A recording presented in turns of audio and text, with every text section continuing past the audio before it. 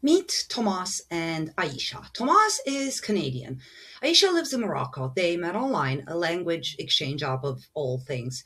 He was practicing French, she was practicing English. Neither of them was practicing much of anything within a month. 2 years of daily video calls, 3 trips to Morocco. He met her entire family. They got married in Casablanca with 200 guests. This is a genuine relationship by any human standard. And then they start the Outland spousal sponsorship application. And they hit the question every couple like this dreads. How do we prove it? Because here's their problem. They've never lived together. No shared lease, no joint bank account, no utility bills with two names. Every standard piece of relationship evidence, they don't have it. Their entire relationship lives in phones, boarding passes, and, well, wedding photos. Aisha starts panicking. Tomas starts Googling. And what they find online makes it worse. Forum posts saying online relationships get refused. Long distance means high scrutiny. No cohabitation is a red flag. I'm Cosima McDonald, RCIC, and this is Spousal Sponsorship Files, where we walk through hypothetical cases, break down the red flags, and talk about how they get addressed. Tomas and Aisha are hypothetical, but this fear, how do we prove something we know is real? That's the most common question in spousal sponsorships. And there's a method for answering it. Here's what IRCC is actually assessing: not whether you love each other. Officers can't measure love. They're assessing whether the relationship is genuine and whether it was entered into primarily for immigration purposes. Two separate legal tests. Your file has to pass both.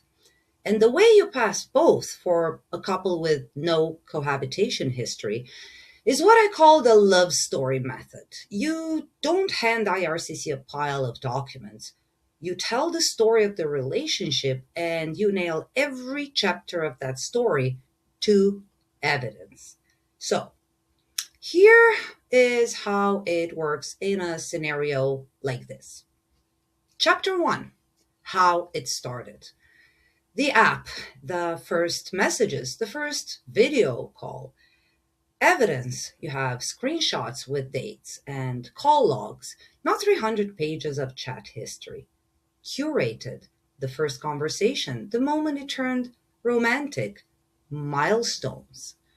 Chapter 2: How the relationship grew. 2 years of daily contact.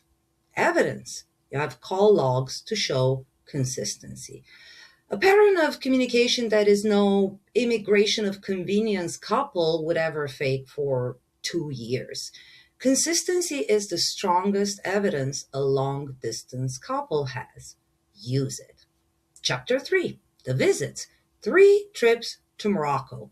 Evidence: passport stamps, boarding passes, hotel bookings, or better, photos at her family home, photos with her parents, her siblings, her grandmother.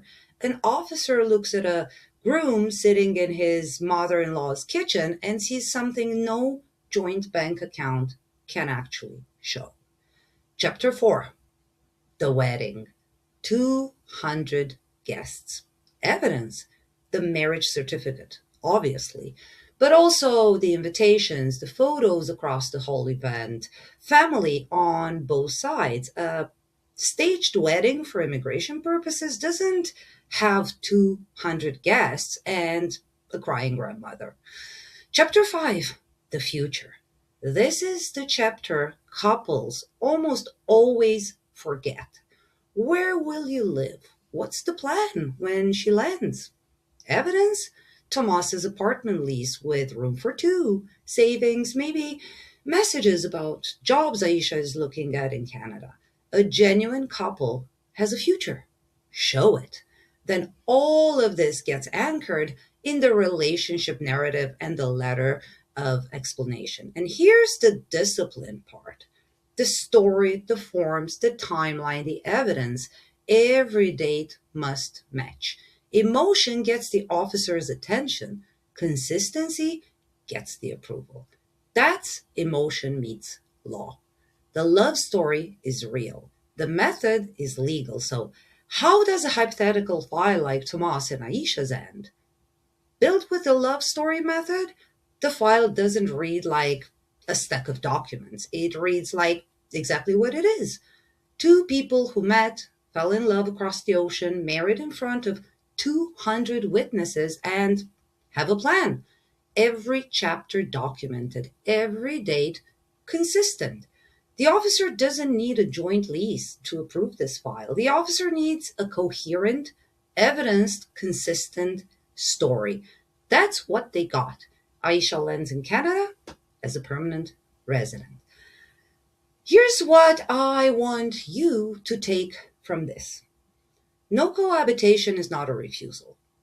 Online relationships are not refused because they started online. They get refused when the file is a random pile of screenshots with no story, no structure, and dates that don't really line up.